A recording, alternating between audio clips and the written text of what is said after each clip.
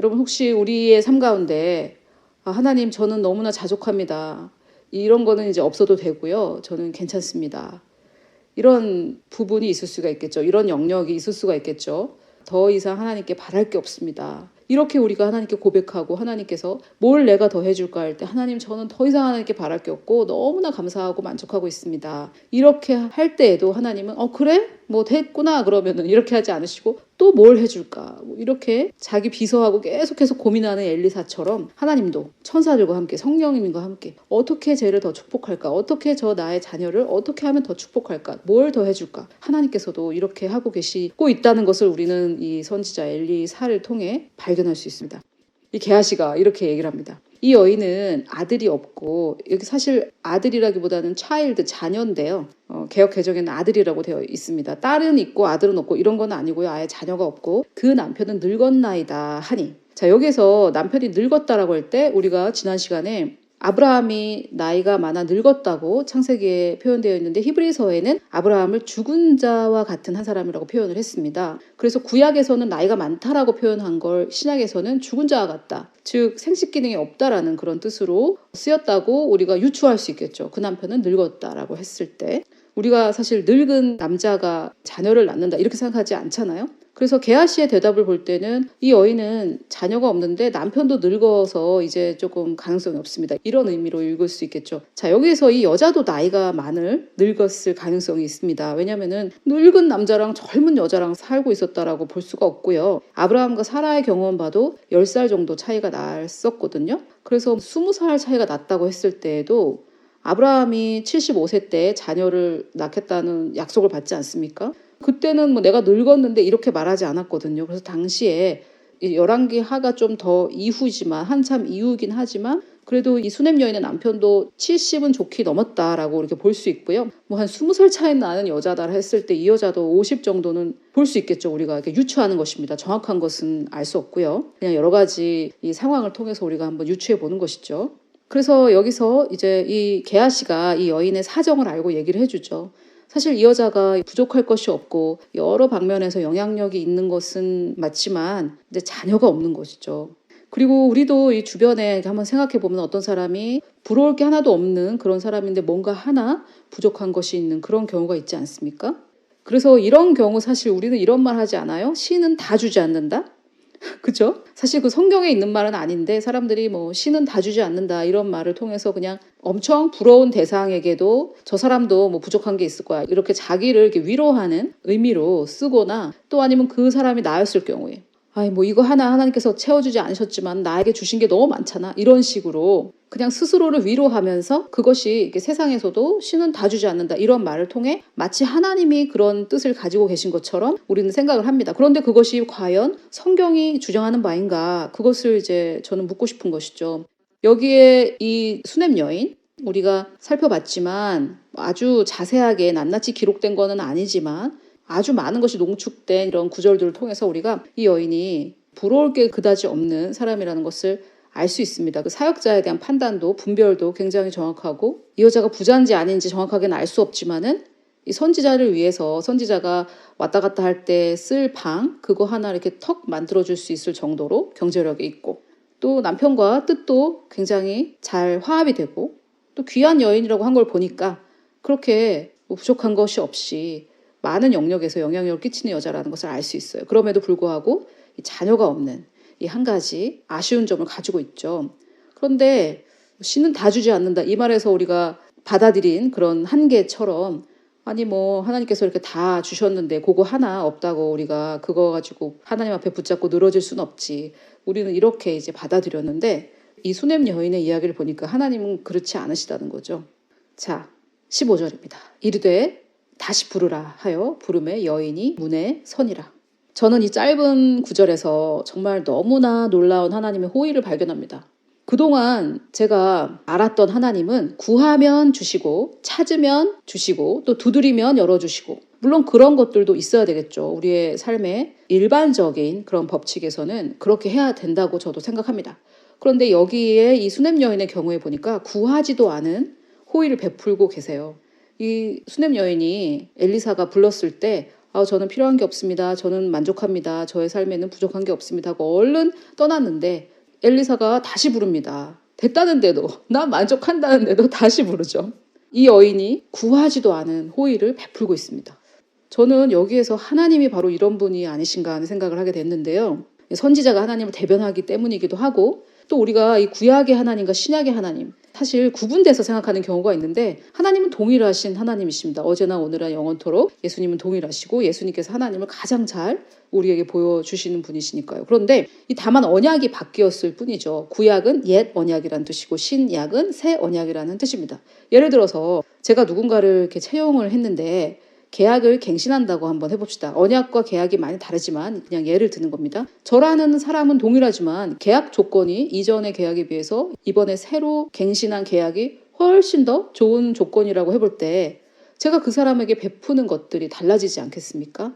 저라는 사람은 바뀌지 않고 동일한데 계약이 다르니까 예를 들어 월급이 더 많아질 수도 있는 것이고 휴가가 더 많아질 수도 있는 것이고 계약 조건이 훨씬 좋아졌다고 했을 때 제가 누구를 채용했을 때 사용자 입장에서 채용된 그분에게 훨씬 더 많은 것을 베풀 수 있겠죠. 계약이 바뀌었으니까요. 그런데 그렇다고 해서 저라는 사람이 바뀌는 것은 아닙니다. 저는 동일한 사람인 것이죠. 그렇듯이 언약에 따라서 하나님께서 사람들을 다르게 대하시는 것은 사실이지만 그것은 하나님의 성품 자체가 달라지는 것은 아닙니다. 다만 언약이 달라졌을 뿐입니다.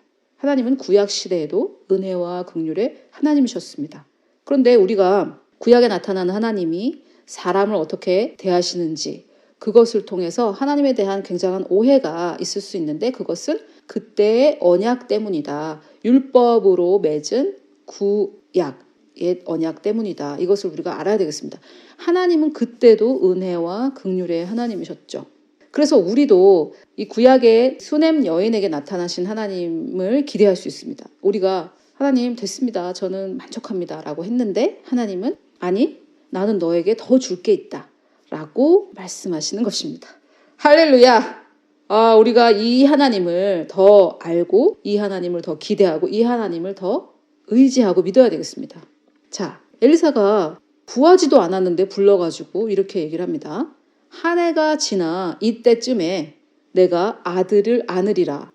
이게 지금 구하지도 않았어요. 구하지도 않았는데 이 엘리사도 아는 거죠. 이 여인에게 별로 부족한 게 없으니까 뭐 왕이나 사령관에게 뭐 부탁할 거 없냐 이렇게 물어본 거죠. 지금 뭐 이렇게 자기가 볼 때도 부족한 게 없으니까요. 그런데 없다고 그렇게 하니까 게하시가 아이가 없다는 것을 알려줬고 남편도 나이가 많다. 별로 이렇게 가능성은 없다. 이렇게 알려줬는데 엘리사가 바로 묻지도 않고 그냥 내년 이맘때 아들을 안으리라. 그런데 사실 이 옛날에 자녀가 없다는 것은 지금하고 굉장히 달라요. 이 시절에 이 중동 지역에서 자녀가 없다라는 것은 본인이 아무리 유력한 사람일지라고 해도 굉장히 수치스러운 그런 것이 될 수도 있고요. 자녀를 갖는 것이 정말 중요했던 시대이기 때문에 굳이 이 여인이 내가 아들을 원한다라고 말하지 않아도 이렇게 유추할 수 있는 것이죠. 그래서 우리가 이런 구절을 볼 때 아니 이 여자가 자식을 원하지 않을 수도 있는데 엘리야가 이렇게 막 이렇게 내년에 너 아들이 있어 이렇게 하면 되냐 이렇게 생각할 수도 있는데 그게 문화적으로 그렇지 않습니다. 당연히 원하고 있는 것이고요. 뭐 지금으로 치자면은 다 좋고 행복한데 취직하지 못하고 있는 그 사람에게 취직하고 싶으세요? 굳이 물어볼 필요가 없는 것처럼 내년에 하나님께서 일자리를 주신다고 합니다. 뭐 이렇게 할 때 싫어요 이럴 사람이 아무도 없는 것처럼 뭐 그런 거죠. 문화적으로 볼 때 지금은 경제라는 것이 굉장히 중요한 문화이기 때문에 일자리가 있느냐 없느냐 이것이 좀 굉장히 중요하잖아요. 그런 것처럼 이때는 자녀가 있냐 없냐가 굉장히 중요했기 때문에 여기서 묻지도 않고 막 이렇게 자녀를 안으리라 이렇게 하면 되나 이런 생각이 들긴 하는데 그거는 우리의 생각이고요. 어떤 시대적 문화적 배경으로 볼 때는 이 여인은 자녀를 원하고 있을 가능성 100%입니다. 자, 그런데 여인이 이렇게 말합니다. 아닙니다. 내 주 하나님의 사람이여 당신의 계집종을 속이지 마옵소서. 자, 이게 지금 무슨 뜻이냐면요. 여자가 이렇게 아니로소이다 라고 한 거 보니까 이 여자가 자녀를 원치 않았던 것이 아닌가 이런 생각을 할 수도 있는데 그랬다면은 당신의 계집종을 속이지 마옵소서라고 하지 않았겠죠. 저는 자녀는 필요 없습니다. 이렇게 말했겠죠. 그런데 괜히 제가 기대하게 그런 말씀 하지 마세요. 이런 뜻으로 지금 이런 말을 한 거거든요. 우리도 자주 하는 말이 있죠. 뭐라 그럴까요? 너무 좋아서 이렇게 믿을 수 없는 그런 소식을 들었을 때 정말? 진짜? 에이, 거짓말이지. 뭐 이런 말 하잖아요, 우리도. 거짓말 아니야? 막 이렇게 하잖아요. 근데 우리가 정말? 진짜? 이렇게 할 때 상대방이 의심스러워서 그런 말을 하는 것이 아니잖아요. 거짓말 아니야? 이렇게 했을 때 너무 좋아서 믿을 수 없는 그런 소식을 들었을 때 우리가 정말? 진짜? 거짓말 아니지? 막 이렇게 확인하는 것처럼 이 여인도 저를 속이지 마세요. 저한테 거짓말하지 마세요. 영어로는 저한테 거짓말하지 마십시오. 이렇게 말하고 있는 겁니다. 왜냐면은 사실 남편이 지금 할아버지고 자기도 이렇게 나이가 많은데 어떻게 아이를 가질 수 있겠어요? 그런 상황이죠. 자, 여기에서 이 여인이 저한테 거짓말하지 마세요라고 하는 걸 볼 때 이 여인의 꿈도 좌절됐다는 것을 알 수 있습니다. 평소에 바라지도 않았고 기대하지도 않았던 그런 소식이죠. 근데 사실 여기서 이 여인의 반응을 보면은 좌절됐다는 것을 넘어서서 완전히 포기했던 꿈이라는 것을 알 수 있어요.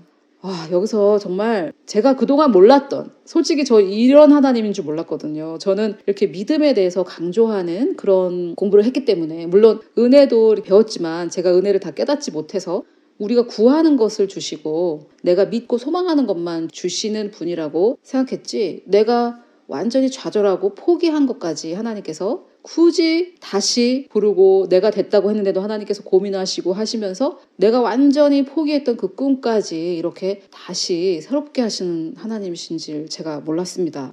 그런데 이 수넴 여인의 이 사건을 통해, 그리고 제가 지난 시간에 여러분들께 나눴던 좌절된 꿈의 치유를 통해 하나님이 이런 분이시라는 것을 제가 새롭게 깨닫고 있습니다. 소망이라는 단어를 이해하고 있는데, 사실 저를 포함해서 우리가 소망이라는 것에 대해서 조금 개념이 없고요. 또 기대가 크면 실망이 크다 이런 말로 아예 소망하지 않는 문화가 굉장히 이렇게 깊이 뿌리 내린 것 같아요.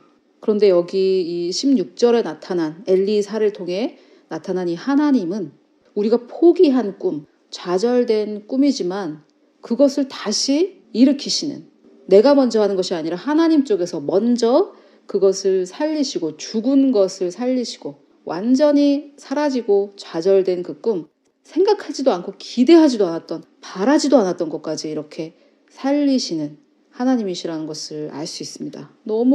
사실 너무 놀라운 하나님의 성품이죠. 회복하신 하나님. 내 쪽에서는 완전히 포기했는데 하나님은 포기하지 않은 것입니다. 자, 여기에 또 한 해가 지나 이때쯤에 내가 아들을 안으리라 라고 하신 이 부분에 대해서 제가 조금 생각을 해봤는데요. 이 좌절과 포기에는 소망이라는 것이 있을 수가 없죠. 그리고 소망이 없으면 믿음을 발휘할 수는 없습니다. 그리고 하나님의 말씀은 믿음이 없이 이루어지지는 않아요. 그래서 제 생각에 꼭 1년 뒤를 약속하시는 것 같아요. 사라의 경우에도 1년 뒤를 약속을 했었죠. 자, 보통 우리가 임신을 하면 10달 뒤에 출산한다고 이렇게 말은 하지만 사실 정확하게 만으로 9개월 10일 정도거든요. 그러면은 하나님께서 자녀를 주시겠다고 말씀하시고 3개월간은 뭘 했느냐. 하나님께서 일방적으로 이 여자가 소망하지도 않고 이 여자가 바라지도 않는데 하나님께서 일방적으로 일하실 수 있었다면은 바로 다음날 임신을 할 수도 있는 거 아니겠어요? 근데 왜 수넴 여인도 사라도 3개월 정도 후에 임신을 하게 된 걸까요? 이것은 뭐 저의 생각입니다만 저는 제 생각이 맞다고 생각을 하는데, 이 여인들이 완전히 좌절하고 포기했던 그 마음에 소망을 품을 그 시간이 필요했던 것이죠. 사라의 경우는 그 3개월 동안 정말 많은 일이 있었거든요. 근데 어떤 일이 있었는지 제가 이미 설명했던 관련 동영상이 있으니까 밑에 링크를 확인하시면 좋겠고요. 사라의 경우는 성경이 굉장히 자세하게 설명합니다. 이 3개월간 어떤 일이 있었는지, 그랄에 가서 아비멜렉에게 또 이렇게 아브라함 때문에 잡혀가고 거기서 풀려나고 이런 여러 가지 경험을 통해 사라의 소망이 살아납니다. 하나님이 신뢰할 만한 분이라는 것을 깨닫게 되고요. 그 말씀도 굉장히 능력 있는 말씀이니까 이 관련 동영상을 꼭 한번 들어보시면 좋겠고요. 수넴 여인의 경우에는 사실 사라처럼 이렇게 자세하게 설명되어 있지 않아요. 굉장히 짧게 소개하고 지나가는 그런 이야기이기 때문에 자세한 설명은 없지만 하나님은 사람을 차별하지 않으시기 때문에 아마 사라에게 하신 그런 일을 하지 않았었을까 이런 생각이 들고요. 우리의 협조 없이 하나님께서 혼자서 하시는 일이라면 그냥 그 다음날 임신이 됐어야죠. 동정녀의 임신이 아니니까 말씀하자마자 임신이 되진 않겠지만 다음 날이라든지 이 여인의 마음의 상태와 상관없이 임신이 됐었어야죠. 그런데 3개월의 시간을 하나님께서 기다리십니다. 이 기간 동안 이 여인은 엘리사의 말을 되새기면서 아마도 소망을 품었을 것입니다. 또 여러 성경에 기록되어 있지 않은 다른 사건이 있을 수 있지만은 성경에 기록된 것으로만 볼 때는 엘리사가 했던 말, 한 해가 지나 이때쯤에 내가 아들을 안으리라. 이 말을 계속해서 생각하고 묵상하고 되새기고 선포했을 것입니다. 제가 다음 시간에 세례 요한의 아버지 사가랴의 이야기를 소개하면서 수넴 여인의 믿음에 대해 다시 조금 다루겠지만은 이 사건 이후에 이 수넴 여인이 낳은 아들이 죽었다가 다시 살아나는 과정 속에서 이 수넴 여인이 대단한 믿음의 소유자라는 것을 알 수 있는데요. 지금을 볼 때는 소망도 없기 때문에 이 믿음이 그렇게 성장했다라는 것을 볼 때 이 여인이 아이를 잉태하고 낳는 이 과정에서 굉장히 소망을 개발시켰다는 것을 알 수 있습니다. 왜냐면은 소망해야 믿을 수 있거든요. 죽은 아들이 살아날 것을 바라지도 않았다면 어떻게 믿을 수 있겠어요. 그래서 이 일 이후에 이 여인의 행보를 통해 우리가 근거 있는 유추를 할 수 있는데 이 3개월 동안 임신하기 전에 이 3개월 동안 이 여인은 자신의 소망을 키웠다라는 것을 알 수 있습니다. 그리고 그 소망의 근거는 엘리사의 말이었죠. 그 외에 어떤 증거도 여기 없으니까요. 그래서 제가 소망의 근거도 하나님이다라고 말씀을 드리는 것입니다. 아마도 제가 이렇게 여러분들께 소개하는 이 말씀들이 어떤 분들에게는 소망의 근거가 될 수도 있겠습니다. 누구누구도 치유됐대, 누구누구는 빚을 갚았대, 누구누구는 취직이 됐대, 누구누구는 늦은 나이에 아이를 낳았대, 누구누구는 많은 나이에 하나님께서 준비하신 배우자를 만났대 등등 이런 간증들, 주변에 일어난 이런 일들이 우리에게 소망의 근거가 될 수도 있겠습니다. 또는 우리 마음에 깊이 새겨진 어떤 성경 구절, 즉 하나님의 말씀, 우연히 들은 어떤 설교 이런 것들을 통해 우리가 소망을 품게 될 수도 있습니다. 그 과정이야 뭐 이렇게 다양할 수 있지만 남편의 씨가 없이 아내가 임신할 수 없듯이 우리의 마음은 하나님의 말씀 없이 소망을 가질 수는 없습니다.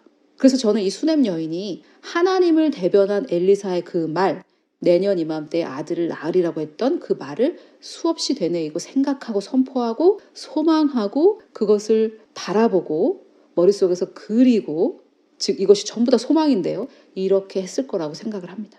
여러분, 좌절된 꿈을 치유하시고 포기한 꿈도 되살려 주시는 것은 하나님이시지만 하나님께서 주신 소망을 우리가 품고 붙잡고 믿는 것은 우리의 일입니다. 나에게 그렇게 소망을 준 어떤 신앙서적 또는 설교, 하나님의 말씀 그런 것들이 있다면은 그것을 또 읽고 또 듣고 또 묵상해서 돌에 이렇게 글을 새기듯이 비석에 이렇게 글을 새기듯이 우리 마음의 비석, 신비에 새겨야 된다고 성경에 나와 있죠. 우리 마음의 비석에 돌에 새기듯이 우리 마음에 새겨야 합니다. 이것이 바로 이 마음에 새기는 것, 나에게 소망을 주었던 그 신앙서적이라든지 설교라든지 성경 구절이라든지 이런 것들을 계속해서 읽고 묵상하고 하면서 내 마음에 새기는 것, 이것이 바로 소망이고요. 소망은 이렇게 과정입니다. 게다가 우리가 잘 알고 있지 않습니까? 고린도전서 13장에 소망은 세상에서 제일 중요한 것 이 세 가지 중에 하나예요.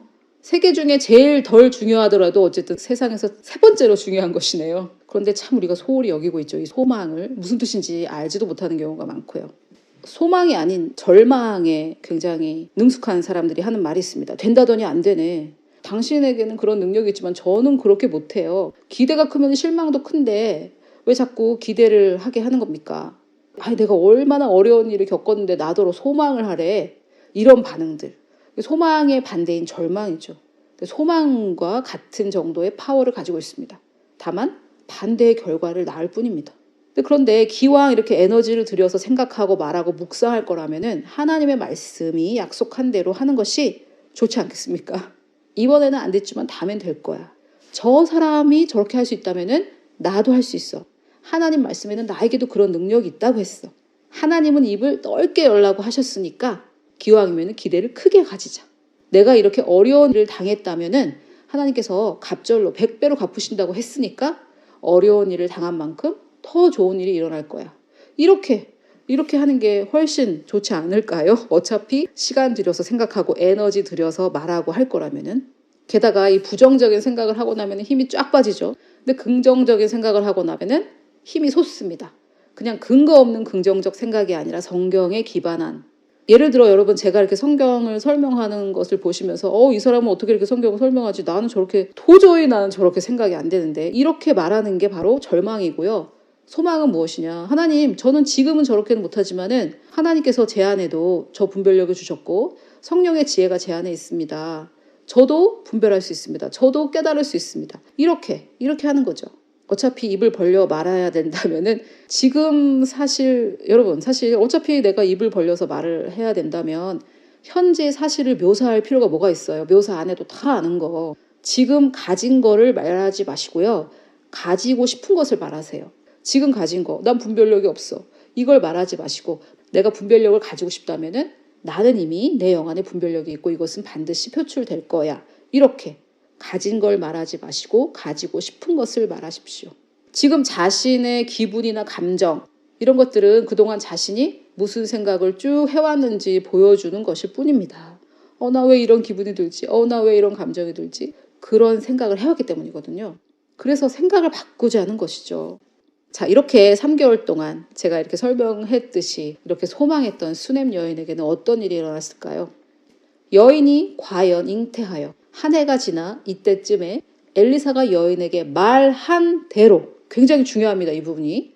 아들을 낳았더라.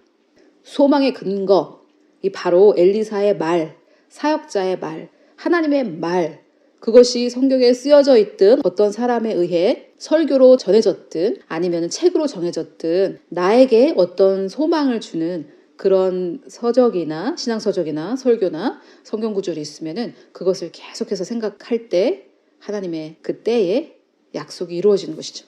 자, 그렇다면은 이 성경에서 자녀가 의미하는 바는 무엇인지 한번 살펴보겠습니다. 제가 초반에 말씀을 드렸는데요. 왜냐하면 지금 이 설교를 듣고 계신 분들이 전부 다 자녀를 원하는 것은 아니니까요. 시편에 보니까 이런 말씀이 있습니다. 태의 열매는 그의, 즉 여호와의 상급이로다. 자, 이 자식을 엄마의 자궁이죠. 태의 열매라고 합니다. 즉 자녀는 사람이 맺는 열매라는 뜻이죠. 비유적으로 우리 삶의 열매를 말합니다. 삶의 열매. 꼭 자녀만이 아니라. 참 신기하죠. 어떤 식물이 열매를 맺듯이 사람도 열매를 맺는데 그것이 자녀예요. 그런데 꼭 자녀가 아니더라도 내 삶에 맺어지는 열매. 우리가 올해 100배의 열매를 기대하고 있는데요. 즉 우리가 어떤 노력했던 일의 성과, 꿈의 실현, 오랫동안 내가 쌓아왔던 것의 승리, 이런 것들이죠. 이런 것이 우리 삶의 열매라고 할 수 있겠습니다. 또 하나님께서는 태의 열매를 하나님의 상급이라고 말씀하고 계세요. 그래서 즉 자녀란 비유적인 의미로 우리가 맺는 열매로서 하나님이 주시는 상급이라는 뜻이 됩니다. 그런데 이 아브라함과 사라 그리고 이 수넴 여인과 그 남편의 경우를 보면은 노년에 자녀를 얻었죠.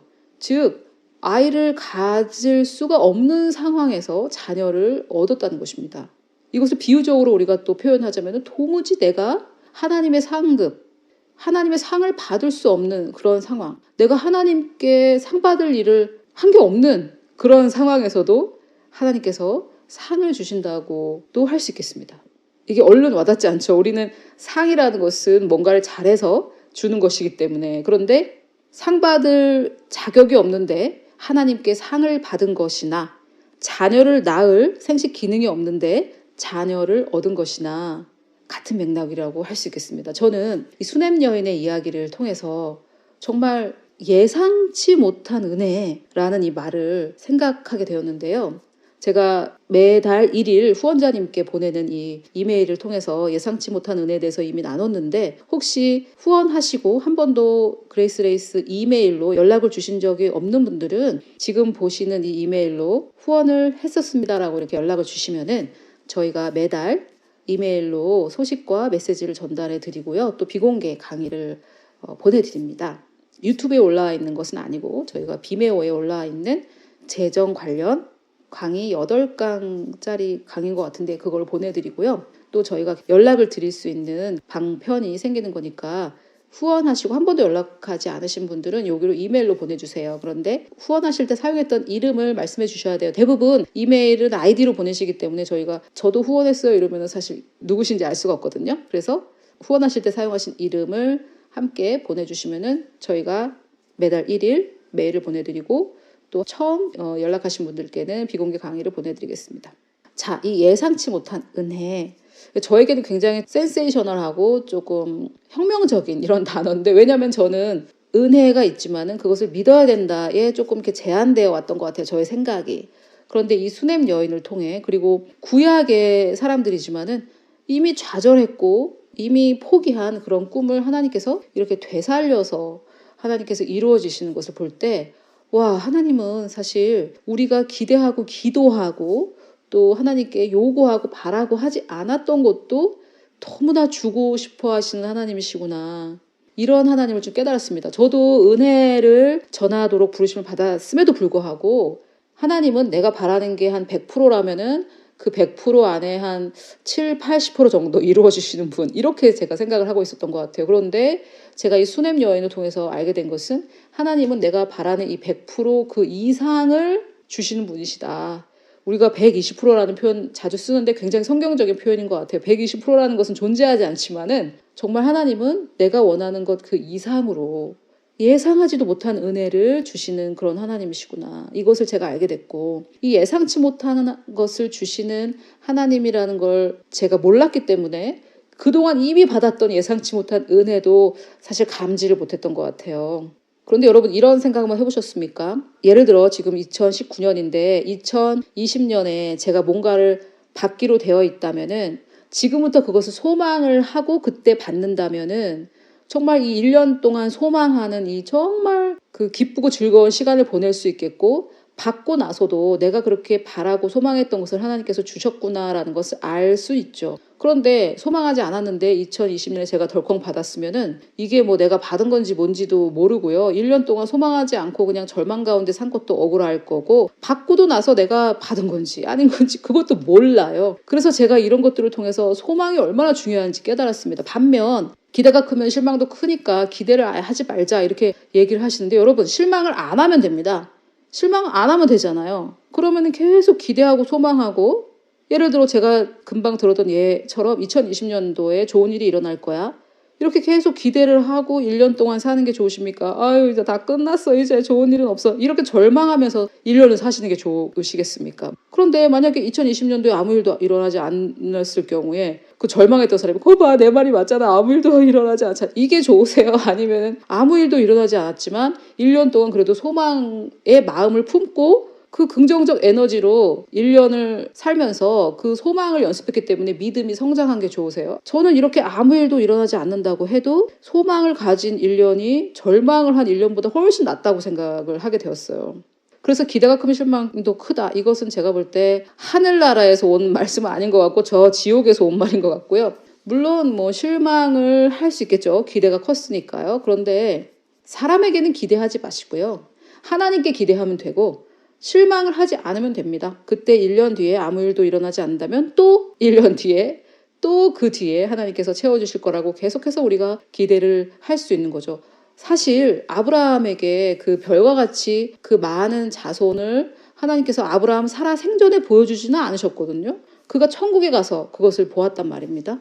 그래서 이 땅에서 이루어지지 않을 수도 있어요. 참 이 말이 굉장히 지금 듣기 싫은 분도 계시겠지만은, 제가 아브라함의 불순종과 하나님의 은혜라는 그 시리즈를 제가 아직 마무리하지 못했는데 이미 다 정해놨는데 마무리 못했어요. 왜냐하면 믿음의 결정판이라는 제목으로 전할 그 말씀인데, 사실 그 말씀을 우리가 받을 준비가 될 때까지 제가 좀 기다리고 있습니다. 왜냐하면 이 믿음이라는 게, 진짜 믿음의 결정판은 내가 이 땅에 살아있을 때 이루어지지 않아도 믿을 수 있는 것을 말하거든요. 별로 듣기 싫으시죠? 당장 이루어졌으면 좋겠습니다.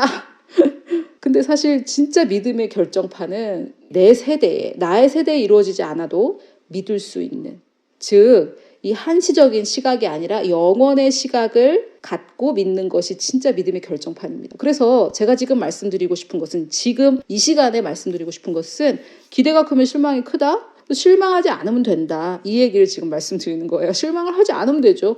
기대라는 것은 바란다는 것이고, 즉 소망한다는 것이니까 하나님께, 사람에게 바라지 마시고요. 하나님께 우리가 기대하고 바라는 거죠. 참 희한해요. 우리는 하나님께는 안 바라고 사람한테 바래요. 그러니까 기대가 크면 실망이 크죠. 하나님은 입을 넓게 열어래요. 입을 넓게. 전에 제가 몇 번 소개했던 건데, 어떤 목사님이 책을 읽었었어요. 2007년, 8년 요때인데요. 이 목사님이 매년 어떤 계획을 가지고 하나님께, 하나님 이렇게 계획을 했습니다. 그럼 하나님께서 항상 웃으셨대요. 아니 고작 이거냐 이렇게 웃으셨대요. 그래서 우리가 정말 협소한 생각을 가지고 있다는 것이죠. 하나님은 입을 넓게 열어라 그러는데 우리는 하나님 요렇게 해주세요 이렇게. 그래서 여러분, 우리는 기대를 크게 합시다. 사람에게 바라지 말고 하나님께 바랍시다. 왜냐하면은 하나님은 이렇게 우리가 포기한 꿈까지 되살려 주시고 우리가 소망할 수 있는 근거의 말씀을 주시고 예상하지도 못했던 열매, 예상하지도 못했던 하나님의 상을 주시는 놀라운 은혜와 긍휼의 하나님이십니다. 여러분, 우리가 올 한 해 30배, 60배, 100배의 열매를 기대하고 있는데요. 소망의 사람들만 이것을 받지 않겠습니까? 가을에는 열매가 맺힌다라는 것을 소망하는 사람이 씨를 뿌렸을 거고 내가 뿌린 그 씨는 하나지만 거기에서 열린 열매는 무수하게 100배, 1000배로 많다라는 것을 믿는 사람만 열매를 맺지 않겠습니까? 그런데 제가 말씀드리고 싶었던 것은 우리가 기대하고 예상하지도 못했던 이미 좌절하고 포기했던 그 꿈까지 하나님은 우리에게 주고 싶으셔서 됐다는데도 하나님께서 뭘 줄까? 나의 자녀가 뭐가 필요할까? 무엇을 줄까? 하나님은 이렇게 생각하고 계신 분이십니다. 여러분, 이 하나님을 믿으시겠습니까? 이 하나님, 우리에게 됐다고 하는 우리에게도 더 주기를 원하시는 이 하나님을 인정하시겠습니까? 우리 하나님은 우리의 아버지이시고 좋은 것을 주기 원하시는 하늘 아버지이십니다. 그분은 선하시고 우리에게 은혜를 주기를 원하시고 우리가 받을 자격이 없는 상을 주시고 우리가 이미 포기하고 좌절한 그 꿈도 되살려 주시는 은혜와 긍휼의 하나님이십니다.